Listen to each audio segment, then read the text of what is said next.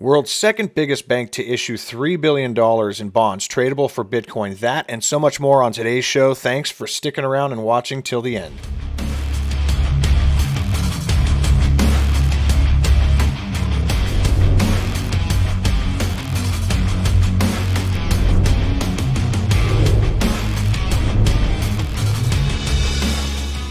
Good day, beautiful people of the XRP community. XRP Joe here with another crypto video. Hope you guys are safe and well as always. I want to start today's episode out by giving a shout out to some of my new subscribers, and I want to thank everybody who stops on my videos. First of all, whether you subscribe or not, I just appreciate you taking the time. If you find the content valuable, please consider subscribing for content notifications and hit the like button, because that does help push me up in the algorithm and get my content out to more people. Now, I want to give a shout out to Kyle Taylor, Jamal Kiando. Thank you so much, you guys, for subscribing. Alex Waldron, Big Pat, Karen Souza. Yes, I see you guys out there. I absolutely do. We've got a couple more here. Luis Gardella is a new subscriber. Thank you so much. TM. Brendan Clark, VOD Ultra, Lee C. Chun. So those are some of the new subscribers, you guys, and I really do appreciate all of the support. I hope you guys find the content valuable, and if you do, please consider subscribing to the channel to help support, and that way you get content notifications when videos come out. Also, hit the notification bell so you can get notified the moment the video comes out, so that you're on top of some of the latest news that comes out, and some of it's not the latest, but I do like to go over some of the fundamentals. That way we're reminded of where we are at, because so much FUD goes out there and everybody gets distracted and confused by misinformation or disinformation, however you want to refer to it. Now, my last video did really well, you guys, and I want to thank everybody who watched it. It's right here on my page. It's titled XRP in $6.6 trillion market, and I got a lot of views on that video, and I'm glad that everybody found it useful. If you did not see that video yet, go ahead and consider checking it out on my channel. Now, you can also follow me on Twitter at _XRPJoe, where we go over a lot of this content as well. Now, keep in mind, however, before we go any further, I am not a financial advisor. This is just for entertainment purposes only, so please do not buy or sell anything based on what I say. That would be dumb. All right. This from Payments on Twitter, you guys. Chipotle opening a digital-only kitchen, and it's only a matter of time before everything is digital, and this is a real fine example. Reading from the article here, Chipotle Mexican Grill is capitalizing on the surge in online demand and opening its first digital-only restaurant in Highland Falls, New York, just outside the gates of the West Point Military Academy. The digital kitchen incorporates innovative features that will complement our rapidly growing digital business while delivering a convenient and frictionless experience for our guests, Kurt Garner, Chief Technology Officer at Chipotle, said in a statement on Wednesday, November 11th. That is the date of recording of this video. Pardon me. Now, Chipotle Digital Kitchen will start taking online orders for pickup or delivery on Saturday, November 15th. So they are just a few days away from rolling this out. The blueprint will enable the Denver headquartered restaurant chain to enter urban markets and other locations that don't have room for full-size dining room. That right now is pretty much anywhere in California, because you cannot eat inside of a dining room. So I would say it's the perfect time for this business model. I don't know. You guys let me know what you think in the comments below. I'm not going to read the whole article. It is pretty interesting, but the link is in the description below if you guys want to go over that. Now, this from The Block. Changes in future implementations regarding enterprise blockchain. And this is presented by Unbound Tech, and it does give the full video here, and I don't want to read, or I'm sorry, I don't want to go watch the whole video, because it's an hour-long video, and my videos are less than 10 minutes, so physically speaking, that's not possible. The link is in the description. I did watch it. It's fascinating. You guys are going to want to check this out. They have a great conversation. There's a lot of fantastic information, and it's involving some of the larger folks in finance, or folks from the larger companies in finance, and they're talking about digital assets. We've got somebody from Unbound, we've got a gentleman from IBM, and we have another gentleman from City Ventures. It's a fantastic conversation.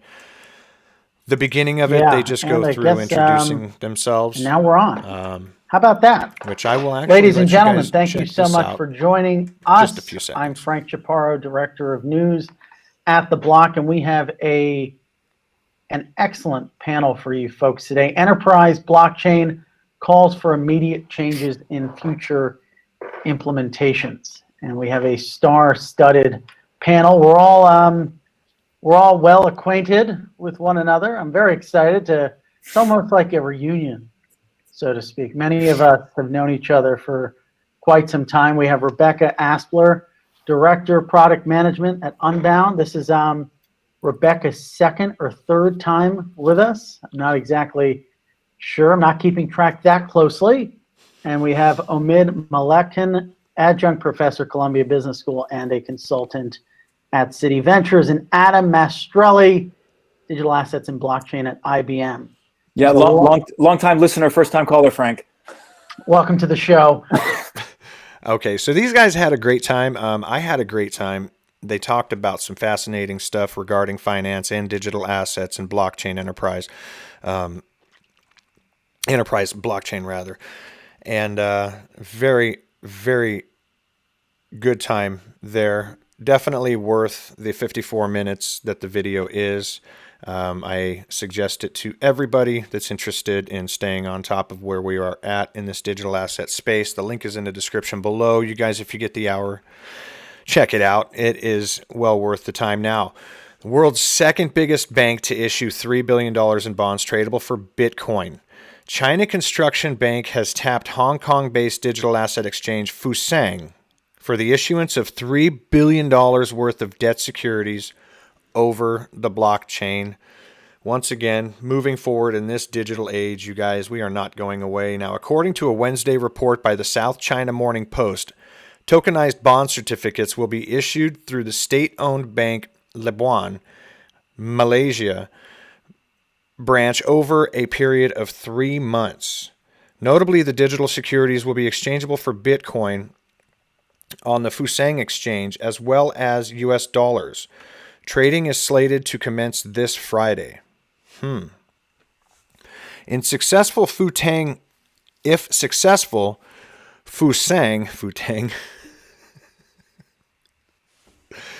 Okay. If successful, Fusang intends to work with the Big Four Chinese bank on the issuance of certificates in other currencies, including the yuan, said Fusang CEO Henry Chong in the report.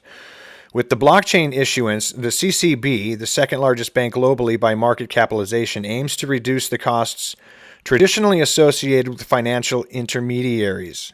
This is what everybody is going to want to do. This is the reason everybody is going to want to move digital. One of the main reasons everybody is going to want to move digital are the benefits that they're going to experience from this right here, from reducing the costs traditionally associated with financial intermediaries, and you're going to hear that more and more.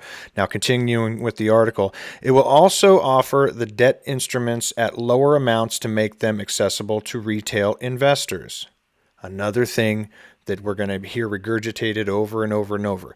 Now, bonds are tradable debt securities issued by a government or company to support spending obligations. Chinese bonds usually trade for tens of thousands of yuan over $4,000, meaning they are mainly accessible to institutional and professional investors, typically not your retail investors, what they're saying. Now, the bank aims to reduce the barrier to entry by making certificates available for a minimum of $100, making it more accessible to the retail investor. They will offer around a 0.75% yield at maturity, higher than average 0.25% interest achieved per annum at other banks, the report indicated. So it looks like they're compensating on one end for the other end. Very interesting how this is all developing, you guys. Again, there's no doubt in my mind that this digital asset space is not here to stay. This is a new asset class. The last asset class was the bond market, which is ironically discussed in this article, right? And here we are at a new asset class nearly 300 years later. And those of us that are watching this video, those of you that are watching this video, you're definitely interested in this asset class. I'm hoping you're invested in it. Not financial advice. I'm not a financial advisor. But I am bullish as hell on digital assets. And again, nowhere but up. You guys let me know what you think. That is my content for today. If you liked the video, you know what to do. Like, comment, subscribe, and share. And I will see you in the next one.